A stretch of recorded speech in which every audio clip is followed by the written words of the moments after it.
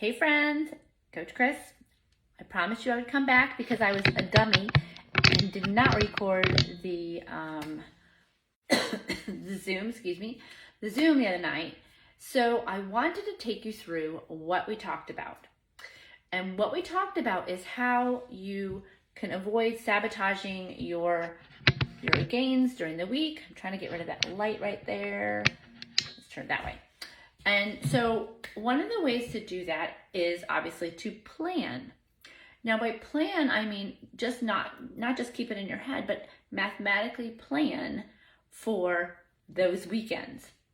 Now there's many different ways to track, and we've talked about this a lot in the past. You can track by numbers, so you can calculate how many grams of each macronutrient there are. You can track by plate, such that you take your plate and you divide it into 3 and you have all your macronutrient groups. So on one side you would have your veggies, and then you would have your carbohydrates, and then you would have your protein. So we've got, a mix of things and healthy fats. So we can track that way. We can also track by quantity. So you can track it by, let's say, a cup of vegetables, a hand portion of protein, and a small portion of fat. So any which way you track it, you have to know what you're going to do for the weekend. Because if you track over time, you will see that most people tend to kind of go off the rails on the weekend. And you don't want to ruin all your hard work. So one way I found to do that is to calorie cycle. And what does that mean? That means that the beginning of the week, you're going to have lower calories than the end of the week. So if you think your calories are like a bank, right? You have this bank account. Let's say you have 14,000 calories that you can eat in a week. You can divide that up by 2,000 each day evenly and end up at 14,000 calories at the end of the week. Or you can say in the beginning of the week, I'm going to do 1,500, I'm going to bring this closer, 1,500 calories every day at the beginning of the week. And then as I get to the weekends, I have a little bit more wiggle room. I can do 2,500 calories or 2,700 calories, and I'm still ending up with the same balance at 14,000 calories. Likewise, you could implement a strategy of intermittent fasting, in which case you would then have a little bit more room again on the weekends, and you have a higher total. So let's say you did 2,800 calories on Monday, and you fasted on Tuesday, and you did 2,800 calories on Wednesday, and then you fasted on Thursday and 2,800 calories. Now that's pretty extreme.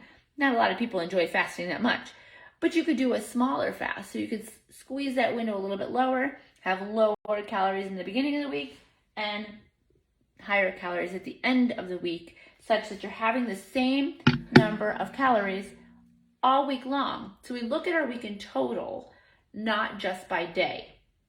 Now, I'm not saying that you have to track calories. What I'm saying is you have to track your portions. So during the beginning of the week, you want smaller portions, maybe use a smaller plate. And at the end of the weekend, you'll have a little bit more cushion, so you're not going and ruining all your hard work. So if you're a person that likes to have a couple drinks and some chips and pizza on the weekends, you got to find a way to make that work for you. Because number one is a sustainable lifestyle. And I call this food freedom. And the reason my clients are successful is because we implement my FAMM, F-A-M-M system. And the first part of that is food freedom. We don't want to be a slave to our food. We don't want to obsess over every little bite that we eat. We want to know that we're heading in the right direction. Now, let's say you don't know where to start. How many calories do you actually need? So if you're in fat loss mode, you will take the total number of calories, the total amount of weight that you want to be at. So let's say I'm now 130 and I want to be at 120. I would take 120 and I would multiply that times 10, right? That's 1,200 calories a day. Now that is the very, very minimum that I will have. My goal is always to have as much food as possible while still losing fat. So that's where exercise comes in.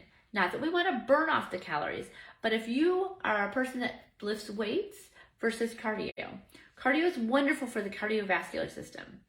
But weightlifting, actually lifting resistance training, whether it's bands or weights or barbells or whatever it is, That is very metabolic, meaning that our bodies will continue to burn after we do it because those little tears of muscles needs time to repair, and that burns off extra calories throughout the day. That's why if you're looking for body recomposition, that is the best way to go about it. If you're just looking to burn off calories, excuse me, calories, you can do that through cardio. And a combination approach is even better. Then you're working your heart and you're working your strength. Sorry, I have a little water here. So moving on, we've got our calories for fat loss. Your body goal, your body weight goal, times 10 is a good starting place. If you have more than 50 pounds to lose, your body weight goal times 8 is where you will start. And you do that for 2 weeks. And you look at your results. How are the clothes that you have? Are they a little bit looser? Are you feeling good energy? We stay away from the scale because we know that scales are not accurate. And we just look at the things that we can control. So we look at our body measurements, we look at how our clothes fit, we look at our energy levels, how we're sleeping. All those things are a much better indicator of what's happening in our body than the scale. So now we've been doing this for 2 weeks and we can reassess where we're at. And we can divide up that calorie count throughout the week so that we are backloading that. So we've got our weekends under control. Now, we can talk about what level as a menopausal woman do we need. Because in menopause, perimenopause, we start that osteopenia. Our muscles start to soften and weaken. And our job is to fight against that, right? We want to fight against the osteopenia. And the way that we do that is to continually resistance train and keep as strong as we can. And maybe that's just lifting your groceries all the time because Lord knows I have a lot of groceries to bring in. But we want to keep our protein high. And by high, I say about 40%. And our carbs and our moderate fats at about 30%. And in that ratio, we are in good shape. We want to keep that high. Now, if you're a person that doesn't like to track, like I said, you just want to look at your plate and say, okay, what I would recommend then is half your plate to be vegetables, a quarter of your plate protein, and a quarter of your plate healthy fats. So in this veg, you'll have fiber-filled vegetables. So that and some fruits in there as well. So that your body is getting enough fiber. Fiber is absolutely key. And actually should be considered one of the macronutrients. Flush your body out of all that junk. And that protein level still remains really high. So I recommend every 2 to 3 hours giving your body a protein refeed. That's really going to help your muscles to stay as strong as possible. So just to recap, this is going to be very short. You're going to lift up. Let me bring that back up. So I hope you can see this. Fat loss. You're going to lift weights for progressive overload. That means you're continuing to pump it up, increase a little bit over time.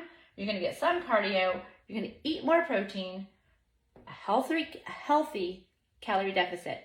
That means you start at that level and you continue to inch up more calories until everything levels out and you're at a place that you're happy with.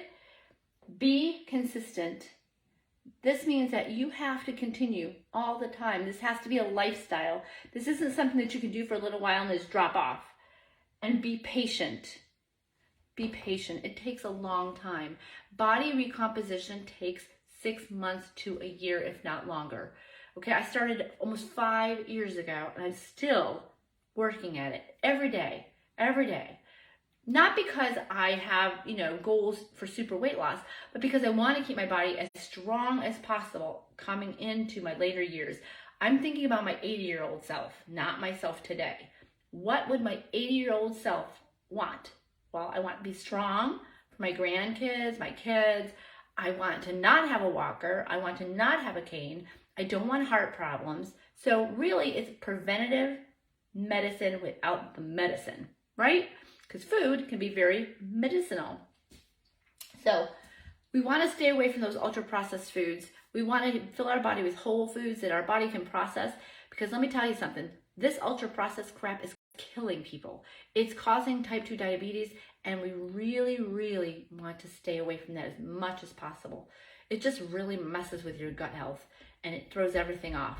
And there's a really big brain-gut connection. So let's really try for those whole foods, those foods that just have a single ingredient. you're so much better off. It just really, it really will shed the pounds much faster. And just a little plug for myself, because when you hire a coach, you get all of the experience and you fast forward your results. And I can say that confidently because I've also had a coach, and I still have a coach, because we need somebody to be accountable to, and we need somebody to answer our questions when we have trouble. So we always have to level up. We always have to get a little bit better. And to do that, you can try and try and try and try and try, but it's much better to have somebody who knows what they're doing and can help you get further. I feel like my rates are reasonable, but there are many good coaches out there. So this is not just an advertisement for myself. But if you need help, I'm absolutely there for it. And if you have any questions, drop questions in the comments and I'll come back and answer them all. I hope it's been valuable. I hope it's been helpful. Let me know again if you have questions. I'm here for it. I'll do my very best to answer quickly. Rhonda, hello. Karen, hello. Thank you for joining me. I love y'all. Have a great day. Always onward. See you later. Bye.